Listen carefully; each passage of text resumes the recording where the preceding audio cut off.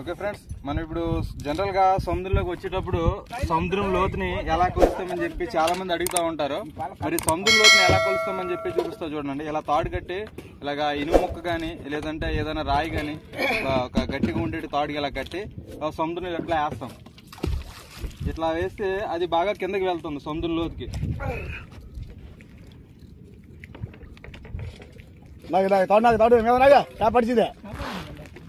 చూడండి, అది ఎప్పుడైతే భూమికి తగులుతుందో అది ఆగిపోతుంది తాడు. సో ఆ తర్వాత మనం ఏంటంటే క్యాలిక్యులేట్ చేసుకుంటాం. కొంచెం దగ్గర తీసుకుని ఇటు చూపి. ఎప్పుడైతే ఇది భూమికి వెళ్ళి అంటే భూమి మీద పడిందో మనకి అంచనా తెలుస్తుంది అక్కడి నుంచి మీద తాడు వెళ్దో. సో దీన్ని క్యాలిక్యులేట్ చేసుకుని ఇక్కడి నుంచి ఓకే అలాగే నా వైపు ఇట్లా మనం క్యాలిక్యులేట్ చేసుకుంటాం. 1 2 3 ఫ్రెండ్స్, ఇలా కొలుస్తాం కదా, వీటిని బార్లా అంటాం అన్నమాట. మా వాళ్ళు ఇక్కడ మా అంచనాకి ఏంటంటే బార్లకు కొలుస్తారన్నమాట. వీటిని ఇలా ఇవి మొత్తం ఎన్ని బార్లు వస్తే ఇంకా అంత లోతుకి వెళ్ళినట్టు అంచనా వేసుకుంటాం.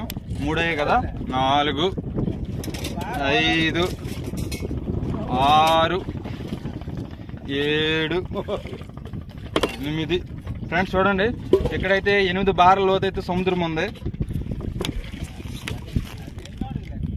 అంటే దాదాపు మనం సముద్రంలో ఎక్కడ ఎంత లోతుకి వెళ్ళినా సరే ఇలానే క్యాలిక్యులేట్ చేసుకుంటాం. మనకి జీపీఎస్ లేకపోతే, మనకి జీపీఎస్ కానీ ఫిష్ మానిటర్ కానీ ఉంటే మన ఫిష్ మానిటర్లో మనకి సముద్రం లోతు ఎంత ఉందని చెప్పి మనకు చాలా క్లియర్గా అది చూపిస్తుంది.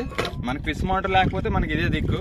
అండ్ చెప్తారు కదా, ఏ మూడు లేకపోతే అక్క మూడే దిక్కు అన్నట్టు, ఇట్లా మనకి ఇదే బోట్ల మీద ఇదే దిక్కు అవుతుంది కొన్నిసార్లు. Okay friends.